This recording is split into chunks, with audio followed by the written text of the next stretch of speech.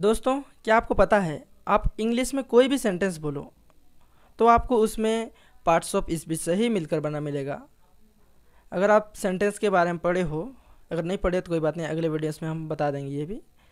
लेकिन अगर आप पढ़े हो तो आप बोलोगे भैया एक सेंटेंस तो ग्रुप ऑफ वर्ड्स होता है जो एक कंप्लीट मीनिंग दे। हाँ, आप अगर ये सोच रहे हो तो सही हो। एक सेंटेंस ग्रुप ऑफ वर्ड्स से ही मिलकर बना होता है और यही वर्ड्स उस सेंटेंस में किस तरह से काम कर रहा है उसके फंक्शंस के अनुसार ही कैटेगराइज किया गया है और उसे हम पार्ट्स ऑफ स्पीच कहते हैं। आप इस सेंटेंस को ले लो, they take the bus to work. आप इस सेंटेंस में देख सकते हो हर वर्ड को अलग अलग कैटेगरी में रखा गया है। दे प्रोनाउन में आता है, टेक वर्ब में आता है, द आर्टिकल है, बस एक नाउन है, टू प्रीपोजिशन में आता है, वर्क इस सेंटेंस के अनुसार नाउन है अन्यथा वर्ब में आता है। इस तरह आप कोई भी सेंटेंस की वर्ड्स को आप पार्ट्स ऑफ स्पीच में तभी कैटेगराइज कर सकते हो जब आप इसके बारे में पढ़ोगे। तो चलिए शुरू करते हैं।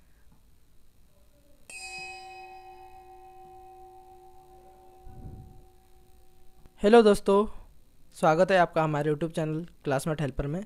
मेरा नाम सुखचंद यादव है और आज हम पढ़ेंगे इंग्लिश ग्रामर का पार्ट्स ऑफ स्पीच।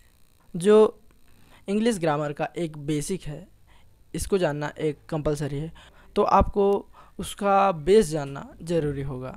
अगर आप इंग्लिश लैंग्वेज जानना चाहते हो तो उसका बेस होगा पार्ट्स ऑफ स्पीच, और कुछ हैं जो आगे पढ़ेंगे हम, लेकिन उसमें उसके बेस में से एक है पार्ट्स ऑफ स्पीच।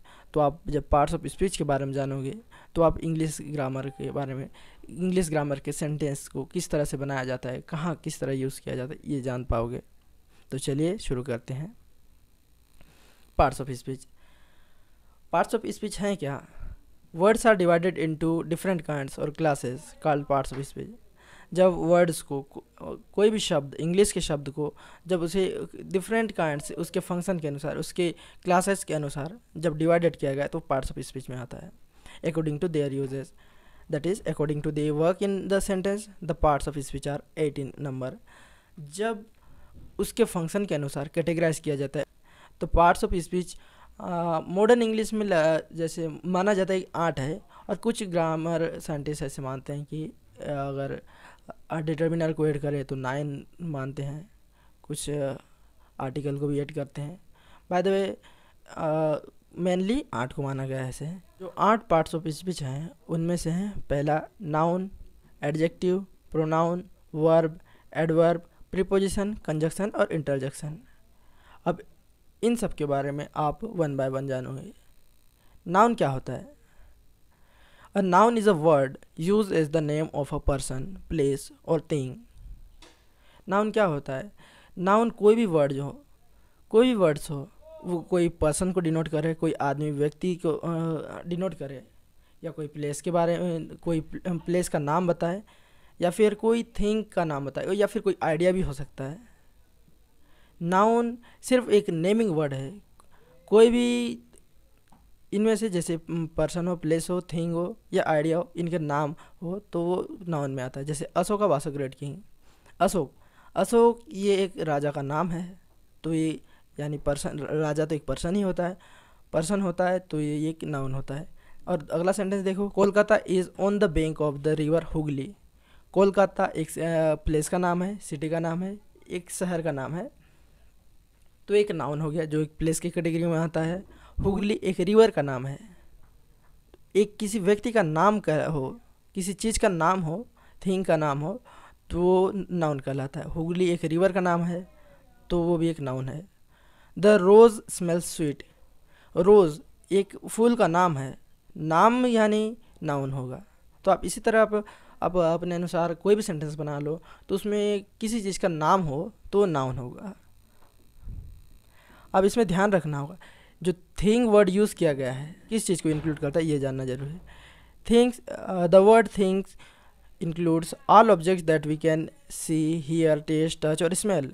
नाउन के डेफिनेशन में पढ़े जैसे बोले हैं कि what is noun, what are noun अलग होता है, व्हाट इज़ नाउन, इसमें व्हाट इज़ नाउन में होता है इसका व्हाट आर नाउन है, नाउन क्या कौन कौन से होते हैं, और व्हाट इज़ नाउन में नाउन क्या है, नाउन क्या है, the name of person, place और थिंग और आइडिया। तो इसमें आप थिंक का यूज़ कर रहे हैं तो थिंक किस चीज़ को बता रहा है, तो इसमें आप जान सकते हो थिंक किस किस को बोला जाता है। इस ग्रामर के अनुसार आप जो भी चीज़ देख रहे हो, सुन रहे हो, टेस्ट कर सकते हो, सूंघ सकते हो या फिर टच कर सकते हो, वो सब थिंक में ही आता है। दूसरा कैटेगरी में रखा गया है something that we can think of but can not perceive by senses. हाँ, थिंक में उन चीज़ों को भी इंक्लूड किया जाता है जो हम सोच सकते हैं। जैसे आप ये पांचवा सेंटेंस देख सकते हैं, हिज करेज वॉन हिज ऑनर।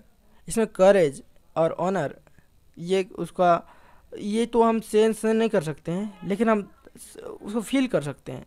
तो एक ऑनर, करेज, ये सब नाउन में ही आता है। अगला है एडजेक्टिव। एडजेक्टिव क्या होता है?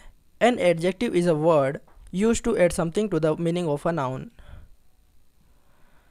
एडजेक्टिव वो होता है कोई भी वर्ड जो नाउन के बारे में कुछ बोले, नाउन के बारे में कुछ विशेषता बताए, तो उसे एडजेक्टिव कहते हैं। जैसे ब्रेव हो गया, जैसे इस सेंटेंस में देख सकते हैं he is a brave boy. ये वो एक बॉय है लेकिन उसमें एक विशेषता जोड़ रहा है, वो लड़का किस तरह का लड़का है, एक साहसी लड़का है। तो वो आप उसे कह सकते हैं कि ब्रेव जो है उस नाउन की विशेषता है, उस नाउन की एडजेक्टिव है। There are 20 boys in this class.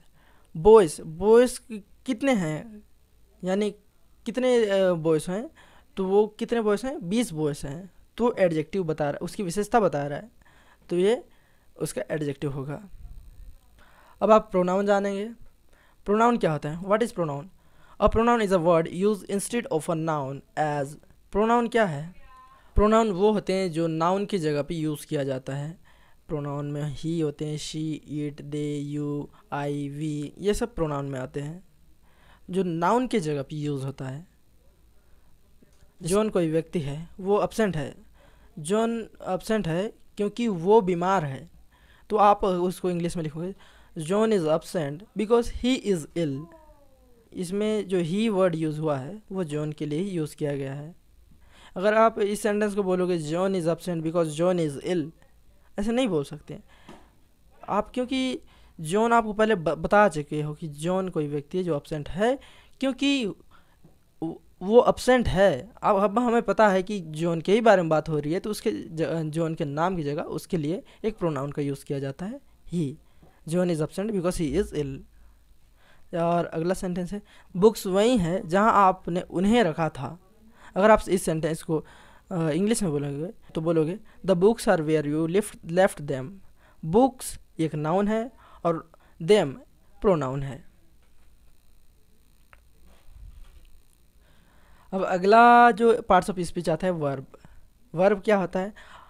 A verb is a word use to express an action और स्टेट। वर्ब उन शब्द को कहा जाता है जो किसी भी एक्शन को या स्टेट को दर्शाता है। जैसे a girl wrote a letter to her cousin. इसमें रोट यानी लिखना, ये पास्ट सेंटेंस है। अब इसके भी आगे हम डिफाइन करेंगे, लेकिन आप रोट यानी लिखना होता है। वर्ब के 3 फॉर्म होते हैं, प्रेजेंट, पास्ट, पास्ट पार्टिसिपल। अब और आगे उसे डिफाइन कर सकते हैं। रोट एक वर्ब है। Kolkata is a big city. Is, इसमें इज़ हेल्पिंग वर्ब है, इज़ वर्ब है। Iron and copper are useful metal. इसमें आर जो है वर्ब है। पहला sentence the girl wrote a letter to her cousin, तो इसमें रोट जो है लिखना वर्ब है। अगला जो पार्ट्स ऑफ स्पीच में आता है एडवर्ब। तो एडवर्ब क्या है, इसे जानने के लिए आप इस डेफिनेशन पढ़ सकते हैं। An adverb is a word use to add something to the meaning of a verb, adjective और अनदर एडवर्ब। एडवर्ब क्या होते हैं? वो वर्ड्स होते हैं जो कोई भी वर्ब हो उसकी विशेषता बताए, उसके बारे में कुछ एक्स्ट्रा नॉलेज दे, विशेषता बताए। हिंदी में बात करें तो वो विशेषता किस किस के बारे में बता सकता है? किसी वर्ब के बारे में विशेषता बता सकता है, एडजेक्टिव के बारे में विशेषता बता सकता है। एडजेक्टिव जानते हो आप, एडजेक्टिव खुद विशेषता बताती है नाउन की, लेकिन उसके बारे में और भी विशेषता का और विशेषता जो बताए वो एडवर्ब आता है। और जो एडवर्ब होता है वो अनदर एडवर्ब का भी विशेषता बता सकता है। इसके कुछ एग्जाम्पल आप देख सकते हैं। He work the sum quickly. He worked the sum quickly. Quickly जो है एडवर्ब में आता है।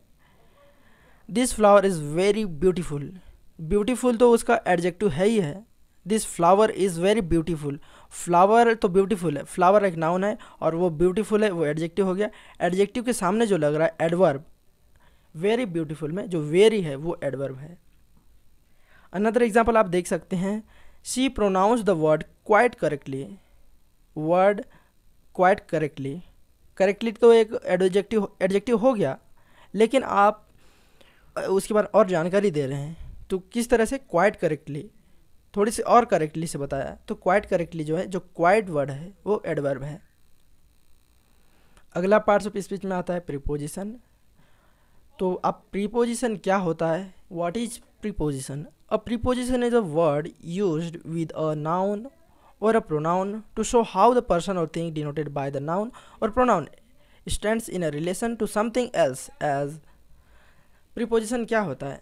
तो आप ये प्रीपोजिशन वो वर्ड्स होते हैं जो नाउन और प्रोनाउन, नाउन या प्रोनाउन, वो किसी चीज़ से किस तरह से रिलेटेड हैं, एक दूसरे से किस तरह से रिलेटेड हैं, वही जो वर्ड रिलेशन एक दूसरे से दो चीज़ से रिलेशन में बता रहा है वो एक प्रीपोजिशन होता है। जो रिलेशन, जैसे आप इस सेंटेंस में देखोगे तो आप अच्छे से समझ जाओगे। There is a cow in the garden, relation किस तरह से, there is a cow in the garden, in the garden, in जो है वो रिलेशन बता रहा है वो किस तरह है, उस गार्डन में है। अगला सेंटेंस आप देख सकते हैं, the girl is fond of music, जो गर्ल है किसकी फॉन्ड है, फॉन्ड ऑफ म्यूजिक। ऑफ अलग अलग जगह पर अलग अलग तरह से यूज़ किया जाता है, इसमें प्रीपोजिशन के लिए यूज़ किया गया है, इसीलिए पार्ट्स ऑफ स्पीच पढ़ा जाता है। ऐसा नहीं है कि सब वर्ड फिक्स हो गया कि इसी कैटेगरी में आएगा, ऐसा नहीं है। आप उस सेंटेंस में किस तरह से यूज़ कर रहे हैं उस सेंटेंस के अनुसार उसे आप कैटेगराइज कर सकते हैं। इसलिए तो इसका डेफिनेशन में यही कहा गया है कि पार्ट्स ऑफ स्पीच का ही डेफिनेशन कहता है कि जो वर्ड होता है उसे उसके फंक्शन के अनुसार जो कैटेगराइज किया गया है उस सेंटेंस में किस तरह उसका फंक्शन है। अगला पार्ट्स ऑफ स्पीच है कंजक्शन। तो कंजक्शन क्या है? A conjunction is a word use to join words और सेंटेंसेस। कोई वर्ड जो एक सेंटेंस को जोड़े या एक वर्ड टू सेंटेंस को जोड़े, एक सेंटेंस टू सेंटेंस जोड़े, वो एक कंजक्शन वर्ड कहलाएगा। जैसे Rama and Hari are cousins, Rama and Hari, इसमें एंड जो वर्ड है दो लोगों का जोड़ रहा है, दो वर्ड्स को जोड़ रहा है, रामा एंड हरी, तो इसमें कंजक्शन जो होगा एंड होगा। 2 and 2 makes 4, इसमें भी एंड है, तो आप समझ गए होंगे। I ran fast but miss the train, मैं बहुत भागा फिर भी मैंने बहुत दौड़ा फिर भी ट्रेन छूटा। उन्होंने तो बहुत दौड़ा, बहुत ज़ोरों से भागा, ये एक सेंटेंस हो गया। फिर भी अगला सेंटेंस फिर क्या है, ट्रेन उसका छूट गया। दो सेंटेंस को जोड़ रहा है, इसमें बट जो है कंजक्शन होगा। अगला पार्ट्स ऑफ स्पीच में आता है इंटरजेक्शन। इंटरजेक्शन क्या है? An interjection is a word which express some sudden feeling. जो इंटरजेक्शन क्या होता है, कुछ वर्ड्स जो सडन फीलिंग दे दे वो इंटरजेक्शन में आता है। सडन फीलिंग वो कुछ भी हो सकता है, सडन फीलिंग एंड समझे अचानक से जो फीलिंग आ जाए वो सडन फीलिंग, जो जैसे कि hurray we won the game, इसमें आप देख सकते हो मतलब अचानक से गेम जीत गए तो अचानक से आप खड़े हो गए, अरे हम तो गेम जीत गए भाई, ऐसे लगता है ना, तो वो सडन फीलिंग आ जाती है। अगला सेंटेंस है अल्लाह शी इज़ डेड। अब किसी को देखिए मरी हुई, अचानक से फील आया अरे ये तो मर गई, ऐसे आप बोलते हैं ना, तो ये इंटरजेक्शन में आता है। अगर पार्ट्स ऑफ स्पीच में, अगर ये तो हो गया 8 पार्ट्स ऑफ स्पीच, कुछ मॉडर्न ग्रामर्स इसको भी इंक्लूड कर लेते हैं, डिटर्मिनर को भी, तो चलिए इसको भी पढ़ लेते हैं। Determiners, some modern grammars include determiners among the parts of speech. Determiners are words like a and the, this that this those every each some any my his one two etcetera which determine or limit the meaning of the noun that follow. Here, as in many traditional grammars, all determinants except a and the are classed among adjective. Determiner है जो उस noun के बारे में limitation दे देता है कि वो 1 है 2 है या कितने हैं, किस तरह से हैं, सम हैं, या एवरी पर्सन, ईच पर्सन, जैसे इसमें वर्ड को यूज़ करके मैं बता रहा हूँ। एन एंड जैसे बोल दे रहे हैं, डिटरमिनर जो होता है उस वर्ड का एक लिमिटेशन दे देता है, उसका डिटरमाइन करता है, लिमिटेशन दे देता है। As words are divided into different class among according to their work they do in sentence, it is clear that we cannot say to which part of speech words belongs unless we can see it used in a sentence. आप इन sentence पे देख सकते हैं, they arrived soon after, वे जल्दी ही आ गए। इसमें arrived जो word है एडवर्ब की तरह यूज़ हुआ है। अगला सेंटेंस है they arrived after us, वे हमारे बाद आए, ये प्रीपोजिशन है। यहाँ पर अराइव्ड जो है प्रीपोजिशन की तरह यूज़ हुआ है। अगला सेंटेंस है they arrived after we had left, इसमें है जो सेंटेंस है दो है, दे अराइव्ड जो वे लोग आए जब हम आ चुके, इसमें कंजक्शन की तरह यूज़ हुआ है। इसलिए कोई भी वर्ड को पर्टिकुलर आप फिक्स नहीं कर सकते कि आप इसी कैटेगरी में आएगा। आप उस वर्ड के उस सेंटेंस में किस तरह से यूज़ किया गया उस वर्ड में उसके फंक्शन के अनुसार कैटेगराइज करते हैं, उसके फंक्शन के अनुसार ही डिफाइन करना होता है, ये इसका स्टैंडर्ड है।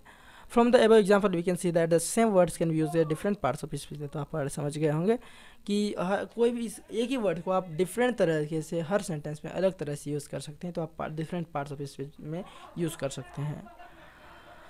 तो आप एक्सरसाइज देख लें, आप खुद कर लें, अगर कोई डाउट हो तो इन्हें आप पूछ सकते हैं, और अगर इसके बारे में अगर कोई डाउट हो तो आप कमेंट सेक्शन तो खुला है, आप पूछ सकते हैं।